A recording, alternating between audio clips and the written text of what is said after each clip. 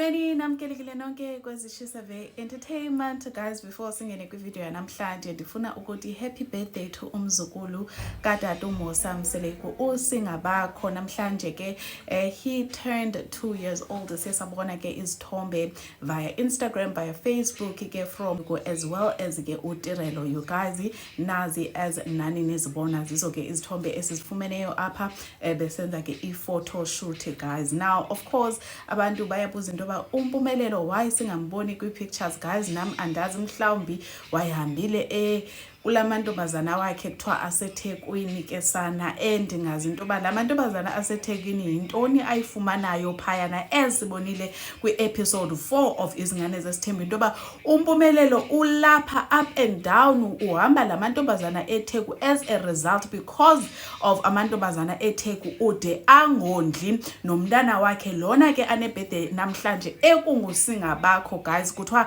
uke askiphe 3 months engondli because yena unjani up and down. So we're really disappointed to hear ezindaba zekanjena ke. uTirelo uyathi into ba njengoba nindibona mna ndihleli kule relationship akho nenye andenzela yona umpumelelo, ngabe ndiyaphosisa if ndingathi mhlawumbi athi girlfriend allowance 3.5 ayikho nenye andenzela yona. Instead undizisela i-heartache, instead undizisela i-depression because kaloku funeke ndicinge into yokokubana njengoba yena ethi umntwana akafuni ahambe intoni i-daycare, funeke ndicinga ba okay uzohlala nobani umntwana because yena uye amisishe i-maintenance yakhe. So mhlawumbi maybe that's why ke umntwana aphethe ehleliphi ehlala eMzumbe because mpumelelo lona akafuni kukhupha imali ye-caretaker and imali yentoni ye-daycare, ya understand. So maybe that is why guys anoyazi i-reason epheleleyo into ba why umntwana sometimes siye simbone esoMzumbe, mhlambi usuke eyovisitha okanye ufull time eMzumbe. We do not know into ba usingabakho njengoba lo tata lona emane emisisha ithini kanye into yakhe because yamazi ba uTirelo use-university njengangoku. So surely between i-daycare and uneni ikhona ezophumelela apho, and kubani obhatalayo these two people between daycare and uneni njengoba yena ezimisele ngamantombazana aseThekwini, into isemantombazaneni aseThekwini njengangoku, understand. So izolo ke guys ininzi into ibithethisa kwizingane zesithembu.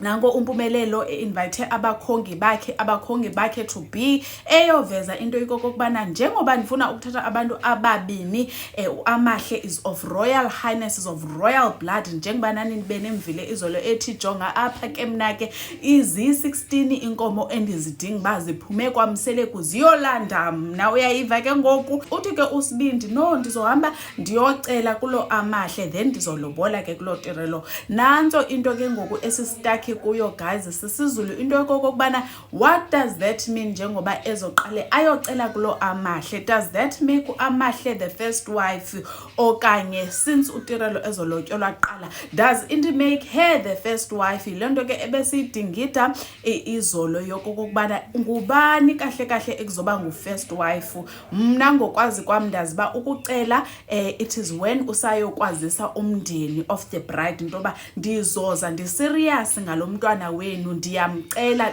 like it's asking, it's a proposal.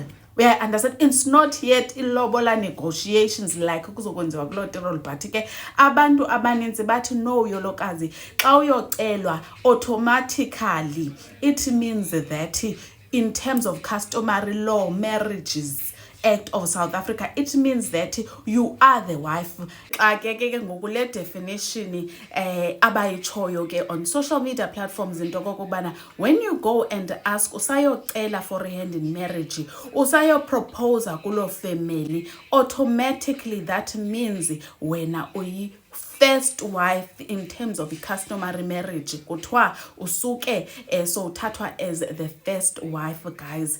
Iyandibhida because hayi ndiyayiqala ukuyiva phaa ku-social media. Inoba it's because ngutirelo lona ekungafuna uba abe yi-first wife, because I'm sure if mhlawumbi ibingengotirelo kungomnye umntu okule position, abantu bebezo-understanda into yoba ukucela nokulobola are two different things. But because I feel kungutirelo ngoku okule position, obviously abantu are going to run with le version yoba no, kaloku nontombazana umntu xa eyocelwa automatically becomes i-first wife. Ndiyaqala ukuyiva apha ke ku-social media platforms. Anyways, you guys, what is your definition of ukucelwa, and then what is your definition of ilobola? Ndiyacela maske si-engageaneni apha kwi-comment section, nindilikeele, and surely guys nizondibona kwi-next upload yam. Bye.